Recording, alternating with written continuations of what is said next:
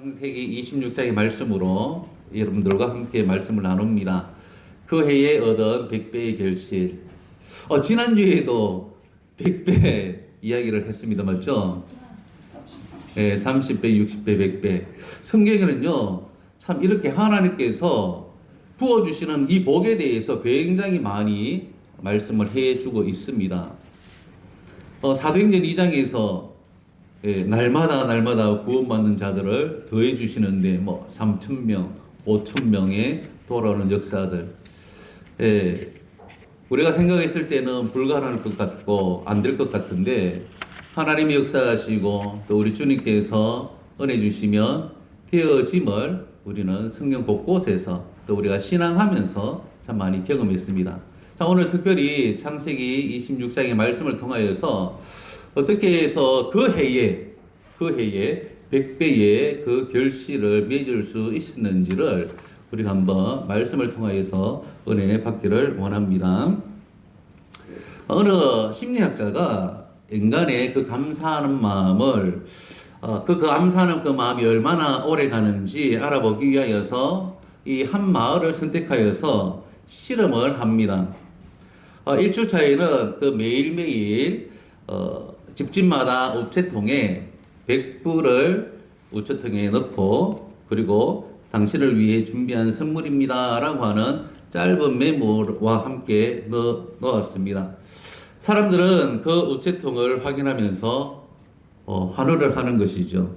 이름 모를 기부자가 진심으로 이 돈과 함께 이 메모를 놓아 넣었으니 그래서 열 때마다 감사하고 행복 가득했던 것입니다. 그런데 2주차가 되었습니다. 일주일이 지나도록 계속해서 $100를 배달해 주시니까 그 마음속에 굉장히 감사했습니다. 그런데 사람들의 그 반응이 조금씩 변하기 시작했던 것입니다. 사람들은 아침에 우체통을 여는 것이 당연한 일과가 되어졌고요. 그리고 처음 감격이 서서히 사라지고 돈을 꺼내면서 오늘도 돈이 들어왔구나 라고 하면서 덤덤하게 그 돈 가지고 집으로 들어갔습니다. 3주차가 되어지자 사람들은 돈 배달하는 시간이 조금만 늦어도 짜증내면서 감사할 줄 모르는 그러한 사람들로 그렇게 변해버렸습니다. 마치 맡겨놓은 돈을 기다리는 사람처럼 행동했다라는 것이죠. 자, 실험의 그 종료가 되는 마지막 날에 이 심리학자가 평소처럼 돈을 넣는 것이 아니라 돈을 넣지 않고 그냥 지나갔습니다. 그러자 충격적인 일이 벌어졌습니다. 사람들이 집 밖에 나와서 심리학자의 그 멱살을 잡는 일도 있었고 또한 소리를 지르면서 매우 불쾌한 이야기를 한 일들도 있었습니다. 왜 오늘은 안 주느냐라고. 심리학자가 이 실험을 통하여서 발견했던 것이죠.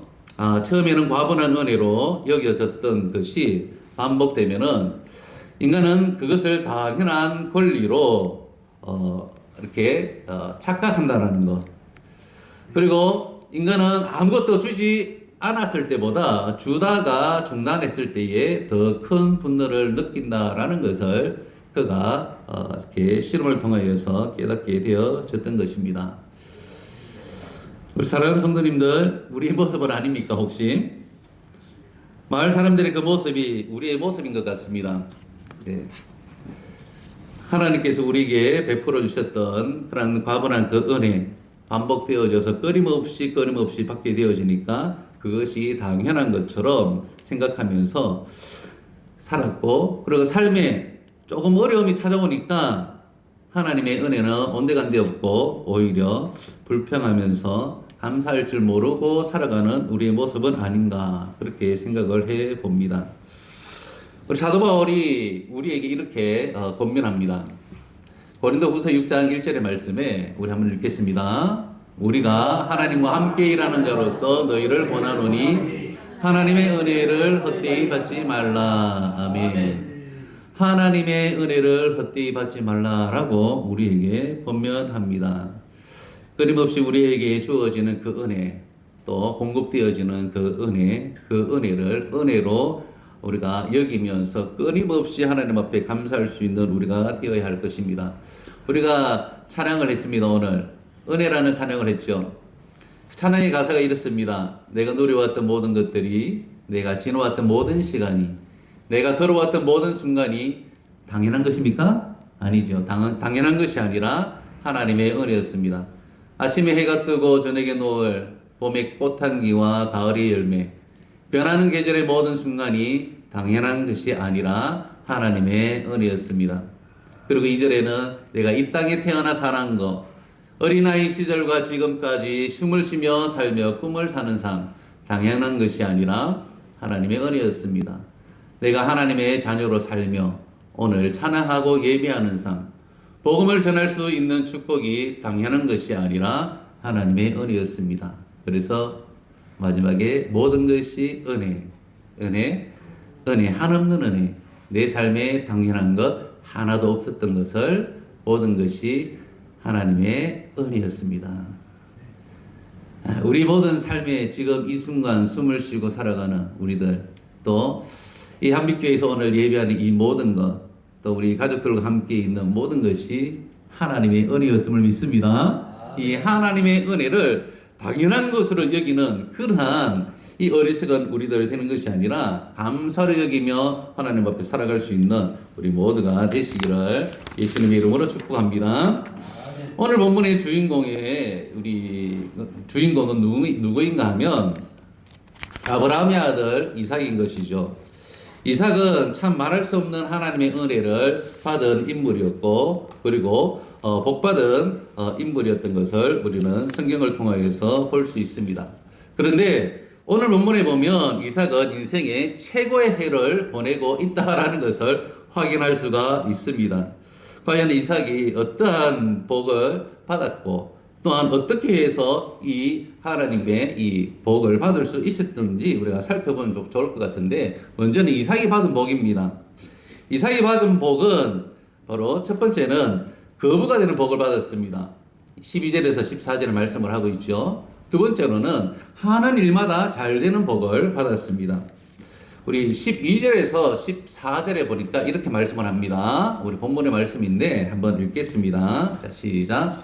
이삭이 그 땅에서 농사하여 그 해에 100배나 얻었고 여호와께서 복을 주심으로 그 사람이 창대하고 왕성하며 마침내 거부가 되어 양과 소가 떼를 이루고 종이 심이 많으므로 블레셋 사람이 그를 시기하여. 아멘. 보니까 이삭이 마침내 거부가 되었다라고 이 말씀을 하고 있습니다. 그런데 그 앞에 농사했는데 그 해에 그 결과가 100배였습니다. 그리고 사람들이 많아지기 시작했습니다. 그리고 창대해지고 왕성해지게 했습니다. 그리고 거부가 되어졌고, 또 가축들은요 떼를 이루고 종은 심이 많아져서 블레셋 사람들이 시기할 만큼 그러한 거부가 되어졌다라는 것을 성경은 말씀을 합니다. 그리고 성경에 보니까 이렇게 말씀을 합니다. 이 이삭이 거부가 될 수 있었던 그 이유는 여호와께서 복을 주셨기 때문에 그렇다라는 것입니다. 하나님께서 복을 주셨기에 이삭은 하는 일마다 잘 되어졌습니다. 특별히 15절에서 22절에 보면 이삭이 가는 곳마다 우물을 팝니다. 그런데 우물을 팔 때마다 무엇을 얻습니까? 물을 얻습니다. 그럴 목자들이 와서 우물을 빼앗아 갑니다. 그런데 다른 곳에 우물을 팝니다. 파니까 팔 때마다 물이 터져 나오는 것입니다. 참으로 하는 일마다 잘 되어지는 이삭의 모습을 볼 수가 있는 것이죠. 당시 고대 건동에서 우물은요, 이 생존과 직결되는 가장 큰 중요한 자산이었습니다. 그런데 이 자산을 얻게 되어지는 겁니다. 뭐 할 때마다. 근데 우리 많은 사람들은 할 때마다 안 되는 사람이 있잖아요. 할 때마다 안 되고 할 때마다 실패하는 사람이 있는데, 이삭은 정말 하나님께서 복을 주시니까 하는 일마다 잘 되어지는 거예요. 그리고 100배의 결실을 얻는 그 해에 참 놀라운 하나님의 은혜를 덧입었던 것을 볼 수가 있습니다. 이삭이 어떻게 해서 이런 참 우리가 부러워하는 이 복을 받을 수 있었던가라는 것이죠. 이삭이 우물을 팔 때마다 하늘마다 잘 될 수밖에 없었던 그 이유가 있었을 것입니다. 12절에서는 여호와께서 복을 주셨기 때문에 그렇고요. 그리고 22절은 여호와께서 우리를 위하여 넓게 하시니까 우물을 다 얻게 되어졌고 또한 그 땅에서 번성하게 되어졌다라는 것을 볼 수가 있는 것입니다. 즉, 이 모든 것이 하나님의 은혜였다라는 겁니다.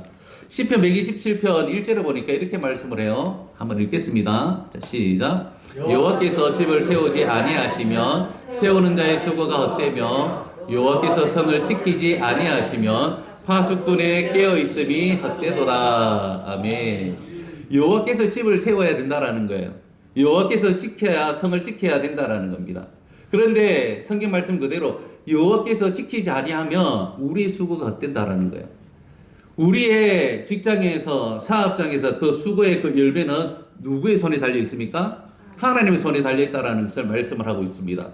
그래서 철저하게 우리가 헛되지 않는 참 하나님 앞에 복을 얻는 삶을 살아가기 위해서 끊임없이 하나님의 은혜를 우리가 기억하고 감사할 수 있는 우리가 되어야 된다라는 겁니다.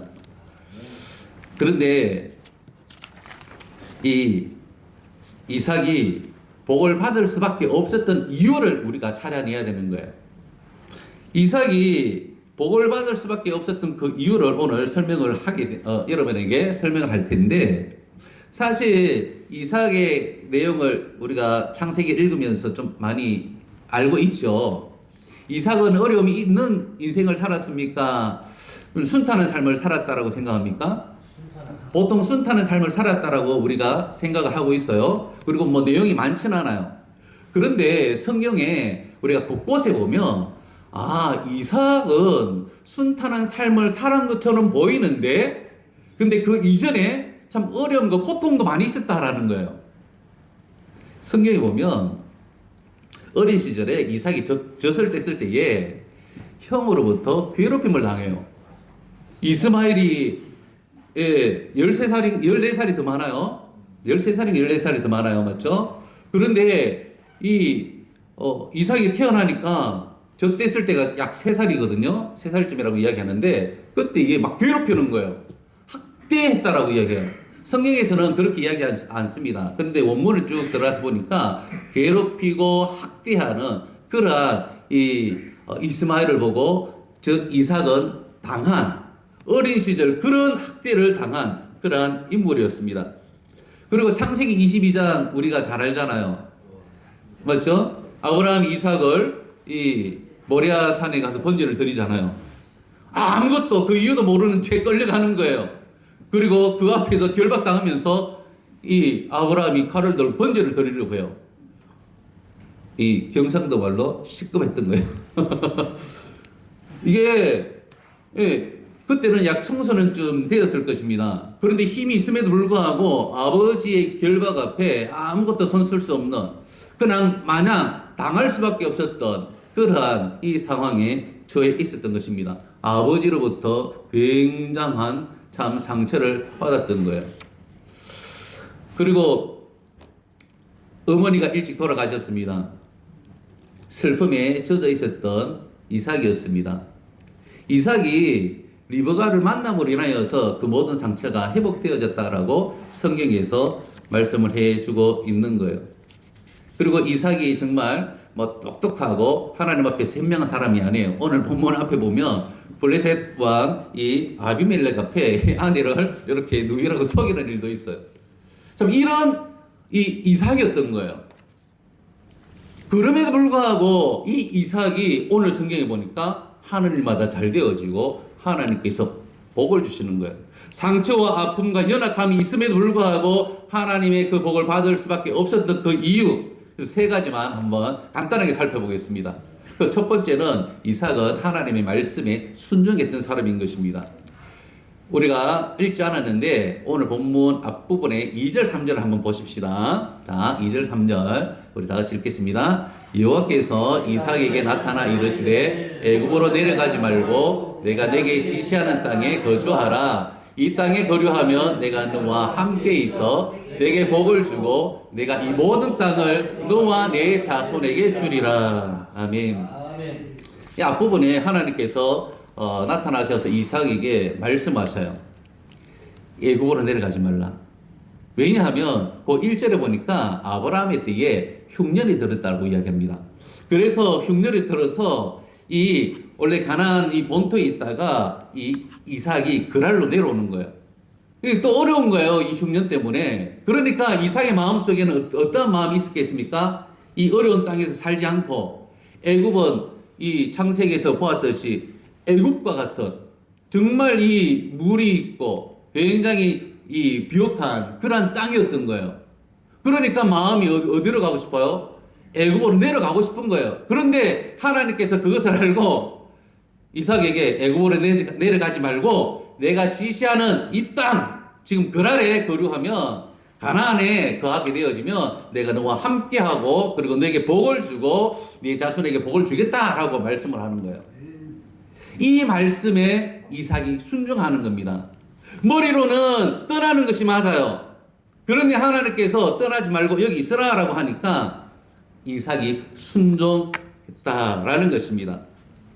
그랬더니 순종했더니 하나님께서 100배의 결실을 주는 거예요.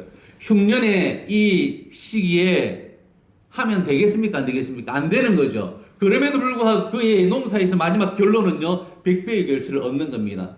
지금 상황은 좋지 못합니다. 그럼에도 불구하고 하나님께서 은혜 주시니까 하나님 함께 하시니까 결실을 맺게 된다라는 것을 성경은 우리에게 말씀을 합니다.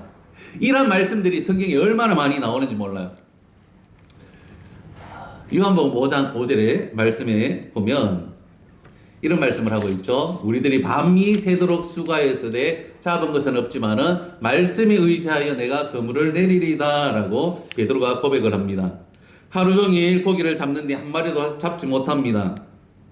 그래서 이 베드로가 이제 모든 것을 포기하고 이렇게 정리하고 들어가려고 하는데 주님께서 깊은 데로 가서 그물을 내려 고기를 잡으라 하라고 이야기합니다.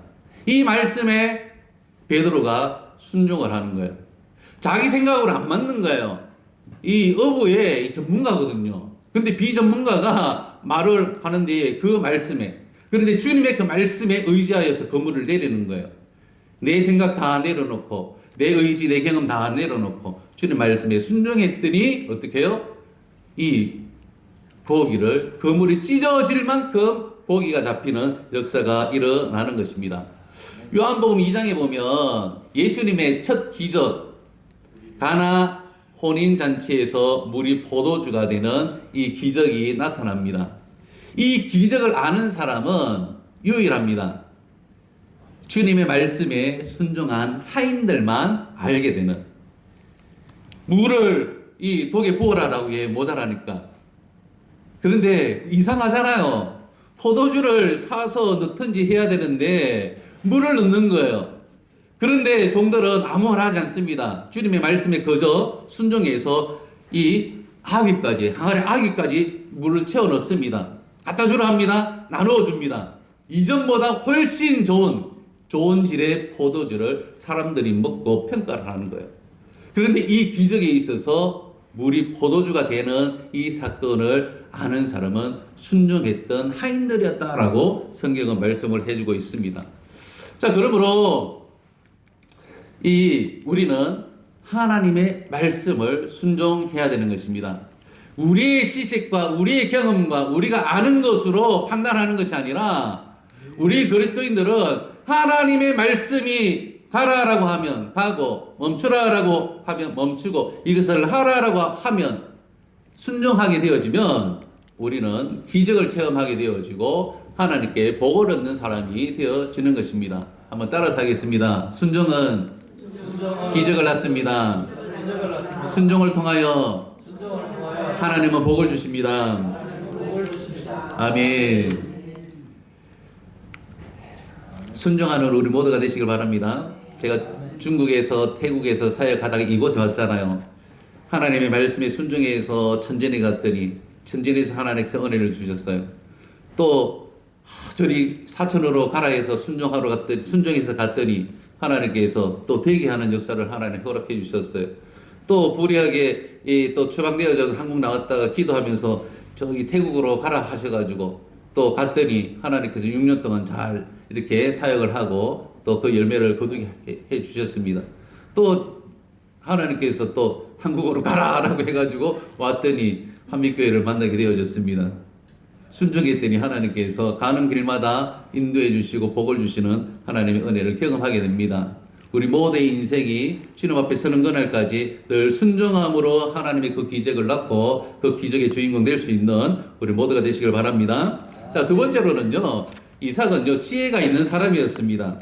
18절 한번 보겠습니다. 어떤 지혜가 있는지. 자, 18절 읽겠습니다. 시작. 그 아버지 아브라함 때에 팠던 우물을 다시 팠으니 이는 아브라함 죽은 후에 블레셋 사람이 그 우물들을 메웠습니다. 이삭이 그 우물들의 이름을 그 아버지가 부르던 이름으로 불렀더라. 아멘. 아버지 아브라함이 이 우물을 다 퍼놨습니다. 그런데 이 블레셋 사람들이 나중에 다 덮었던 것이죠. 이제 아들 이삭이 또 그 땅에 정착을 했습니다. 오늘 본문에 보니까요. 그래서 우물을 팝니다. 근데 어디에 파요? 아브라함이 팠던 그 우물, 미워져 있던 그 우물을 다시 파는 거예요. 물이 나올까요? 안 나올까요? 당연히 나오는 거죠. 여기에는 보물이 있는 거예요. 있는 곳이에요. 물이 나오는 곳이에요. 그런데 지금은 이 덮여져서 안 보여지는 것이죠. 그런데 그 이삭은요, 그것을 알았던 거예요. 아, 아버지가 팠던 이 우물, 내가 파면 물이 나올 것이다. 100%입니다, 100%. 맞죠? 그래서 가는 곳마다 아버지 아브라함이 팠던 우물을 다시 파니까 물이 나와요. 이 블레셋 사람들이 또 막 자기 것이라고 해서 빼앗아 가요. 또 아버지가 팠던 우물 다른 곳에 가서 파요. 돼요. 이 지혜가 있었던 거예요. 이삭은요, 새로운 것을 막 하면서 하나님의 그 기적을 맛본 것이 아니라 아버지 아브라함의 믿음을 따라서 아버지 아브라함이 행했던 그 행위를 본받고 그것을 따라함으로 말미암아서 이삭은 그대로 행했더니 하나님께서 가장 소중하게 그때 당시에 여겼던 이 중요한 자산을, 이 물을 파는 은혜를 하나님께서 허락해 주셨던 것입니다. 우리가 삶을 살아가면서 성공하고 싶습니까? 돈을 많이 벌고 싶습니까? 그러면 돈 잘 벌고 성공했던 사람 따라서 우리가 삶을 살아가면 돼요.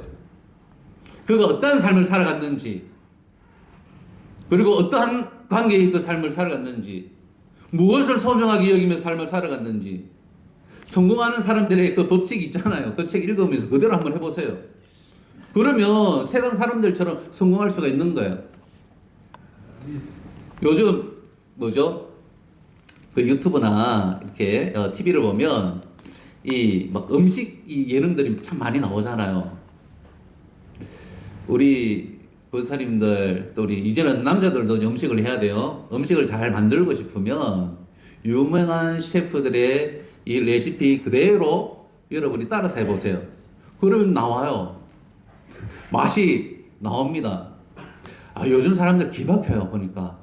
이 아이디어가 너무 좋고요. 있는 것에서.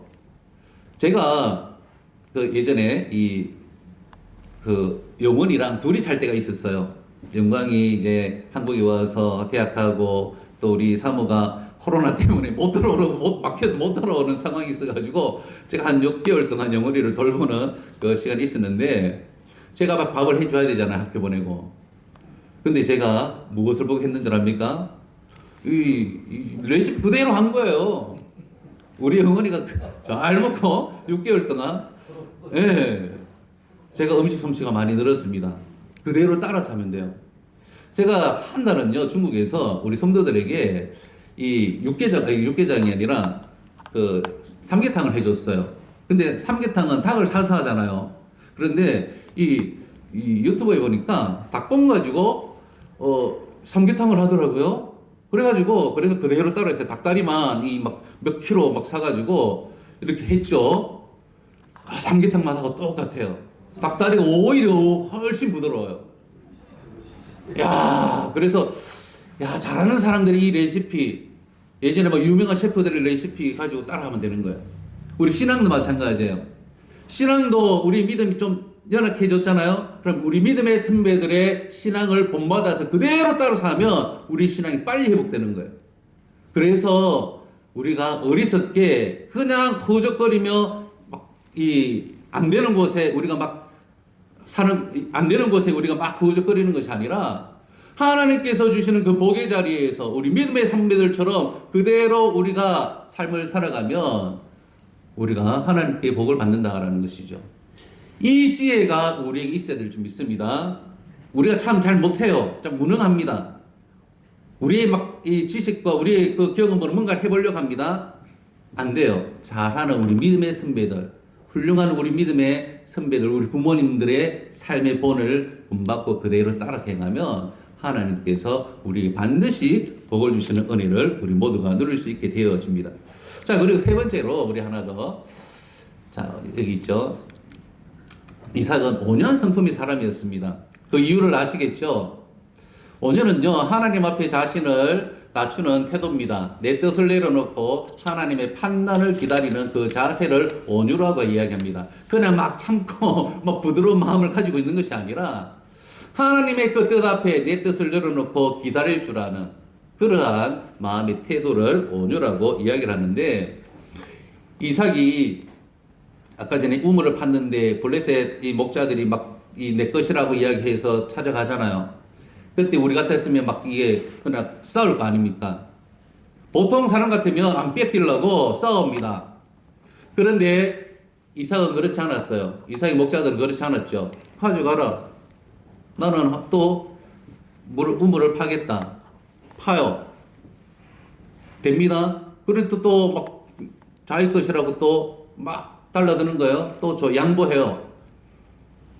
감정적으로 이렇게 행하지 않았습니다. 철저하게 하나님께서 무엇을 원하시는지, 하나님의 뜻이 무엇인지 기다리고 내 뜻을 다 내려놓고 하나님의 때와 하나님의 뜻을 기다리는 그 자세로 갔던 거예요. 그랬더니 더 이상 이제 싸우는 일이 없는 것입니다. 빼앗는 일이 없었던 것이죠. 그때에 오늘 성경에 보니까 여호와께서 우리를 위하여 넓게 하셨고 이 땅에서 우리가 번성하게 했다라고 고백을 하게 되는 것을 우리가 볼 수가 있습니다. 즉 온유는요, 우리에게 땅을 기업으로 줍니다. 마태복음 5장 5절에 우리 읽겠습니다. 자, 시작. 온유한 자는 복이 있나니 그들이 땅을 기업으로 받을 것이며, 시편 37편 11절에도 동일합니다. 읽겠습니다. 온유한 자들은 땅을 차지하며 풍성한 화평으로 즐거워하리로다. 아멘. 온유한 여러분 되시길 바랍니다. 예수님께서 나는 온유하고 겸손하니 내게 와서 배워라 라고 말씀을 합니다. 예수님은 하나님의 뜻에 철저하게 순종하며 하나님의 때를 기다리면서 살아갔던 온유의 모델이 되십니다. 우리들도 온유한 예수님을 본받고 또 이 이삭이 가졌던 그 온유한 성품을 본받고 우리 또한 온유한 사람으로 삶을 살아갈 수 있는 우리 모두가 되시길 바랍니다. 자, 이제 결론입니다. 이삭이 그 해에 100배의 결실을 맺습니다. 그리고 하는 일마다 잘 되어지고 거부가 되어집니다. 왜 이런 은혜를, 이러한 복을 받았습니까? 하나님의 말씀에 순종했고 또 영적인 지혜가 있었고, 그리고 하나님의 뜻 앞에 내 자신을 낮추는 온유한 마음을 가질 수가 있었기 때문에 그런 것입니다. 이 은혜가 우리 모두에 있기를 주의 이름으로 축복합니다. 그럼 한번 읽겠습니다. 앞에. 자, 시작. 그 해에 농사하여 100배의 결실을 맺고 거부가 된 이삭처럼 올해 나에게 있어서 이삭처럼 100배의 결실을 맺고 거부가 되어 하나님의 일하심을 증거하게 하소서. 아멘. 기도하겠습니다.